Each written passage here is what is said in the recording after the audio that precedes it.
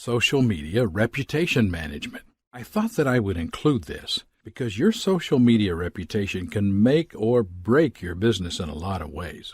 Truthfully, the power is with the consumer in this social media age. There are so many channels through which they can voice negativity about your brand, and bad reviews run the potential to cost you, your reputation, your audience, and in turn, your sales. When you're social media marketing, there are bound to be mistakes that happen. For instance, you might be tired and stressed, and you post something without thinking it through. The next thing you know, there's a constant stream of hate coming into your feed, and your sales take a hit, as does your reputation. What do you do at this point? Apologize, and apologize. Many business owners will adopt an aggressive tone and start fights to defend their position and their brand. When it comes to marketing, especially on the internet, you need to leave your ego offline and separate. This will only end up making it worse. We are all human and mistakes happen. Own up to it and have a go at making it right. I managed to conjure up a great example of this for us to look at. This nice pair of shoes are Nike's black and tan model. They were released on St. Patrick's Day, and they were intended to pay homage to Guinness. Nike messed up. The name is shared with the Black and Tans, a violent British paramilitary unit. Long story short, they killed enough people in the 1920s that it's improper to name a shoe after them for that reason alone. So what do you think Nike did? Did they come out swinging and tell the Irish people to get over their past? Absolutely not. They apologized, shelved the shoe, and donated the profits to charity. Assuming you know what Instagram is, did you know that the platform has over 600 million monthly active users, and 57% of those users access the site daily? A lot of marketers and business owners out there think Instagram is just for posting pictures of food, cats, selfies, or scenery. The reality is that Instagram trumps Twitter for engagement, and is a heck of a lot easier to use to create unique content. You see, because visual content is processed nearly 60,000 times faster by the brain than text, that means more than 40% of your audience will respond better to images versus text.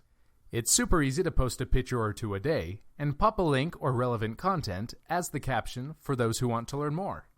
That's why I'm giving you free access to my short but action-packed e-course on Instagram marketing and driving traffic with the platform. You'll receive a video series, a PDF report, and even a checklist so that you can track your progress. Just click the button on the page below to download this package. The secrets of a successful post. Now that you understand a bit how you can use Facebook to market your brand or really anything, it's time to look at some of the most common Facebook posting mistakes that marketers make. One of the fundamentals of digital marketing is that you give away free content so that, in turn, your audience will see your online presence as valuable. On Instagram, you have to view your post as your content. That's what you have to work with.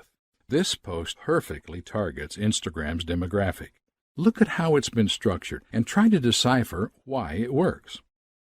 What I'm attempting to draw to your attention is that nothing is actually being sold. This post is a photo of a well-dressed model. Maybe the audience comes along and likes what she's wearing, and they think it's something they would like to wear. The audience then considers this quality content, so they comment, like, or follow. If you read the text, the audience is being asked to click a link and go to a blog. A lot of them are even tagging their friends, which creates a viral reach effect for traffic. Great post. Like I said before, it isn't selling a thing. Social media marketing is all about being social, and it's important that you measure the success of a post by the overall audience engagement. If you make content people are talking about, it will end up being shared around and as a result draw in a larger audience. From there, you can direct them down your marketing funnel, get them on your list, or do anything else you'd like. How is this engagement measured? Starting off, we need to set objectives or goals, actions that we would like to see people taking after seeing our content. In a marketing context, we tend to call these action conversions. A conversion is any action that a lead or visitor takes that you deem beneficial to your business. For example, your conversions on Instagrams are, for the most part, the engagement supported by the platform. Here are some examples of engagements on Instagram. receiving a like, a new follower, a user following a link to your landing page, a user playing a video. It's essential that you place focus on doing the social stuff first and understand that the sales and monetary payoff will come later. How to get people to do what we want. How would you normally get someone to do something for you? Think about that for a second. Generally speaking, you would ask them. Remember, we are marketing to people, not robots. If you scroll back up and look at the American Eagle's post, they are asking people to click on a blog post. Think of it like this. Your content is something you do for them. People love to reciprocate, so if you ask them to do something, they are more likely to do such. Asking your audience to do something is commonly known as call to action, and you should have a call to action for all of your marketing efforts when applicable. Your call to action should be easy for the audience to act upon. I will touch on this in greater detail shortly, but for now, you need to remember that the vast majority of Instagram users are on their phones. You need to keep things really simple. If you ask people to go to your blog, there needs to be a link. And when they arrive, your blog needs to be easy to navigate. This means it should be mobile-friendly to increase conversions. How to get your Instagram generating traffic. How would you normally get someone to do something for you? Social media marketing is truly a content game. At the end of the day, if you're taking bad photos with no context, then no one is going to pay any attention to your efforts. What I would recommend is that you take a long, hard look at the biggest players on Instagram and see what they're doing. Look at popular posts as well from accounts that you happen to follow. For example, Nike, National Geographic, the NBA. Study the marketing efforts of these companies. Nike uses a lot of video to further engage their audience, and National Geographic takes amazing photos. The NBA has the star factor of every NBA player to focus a lens on. So, what do all of these businesses have in common? They do what they do, and they do it well. They focus on what their demographic would enjoy and interact with. Nike does not take amazing photos like National Geographic, and National Geographic doesn't have hundreds of athletes to film. There is no one recipe for success. Find what you do well and do it the best you can. Ideas for content you can post include photos of your product, photos of people enjoying your product, quotes, infographics, and yes, even selfies. I recommend that you read this guide linked here if you're struggling for content ideas. As a general rule of thumb, most businesses start by posting photos of their product being enjoyed in some way. That is fine, but you want to move past doing just that if you want to further your audience engagement. Can you tell your business's story with photos?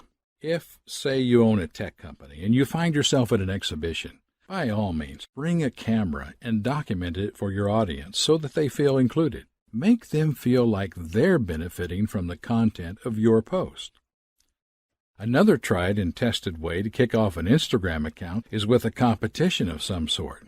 This works really well if you have an audience built up on another social media platform, which you can then use to cross-promote. It's actually a very common tactic in the fashion industry. I'm sure you've seen a post along the lines of, post a photo wearing our clothes and enter into the running to win X, Y, and Z. These kinds of posts end up driving tons of traffic and even going viral. Benefits. You can share thousands of photos of your products or anything. Your brand becomes a trending hashtag. You will get new followers regularly and expand your audience.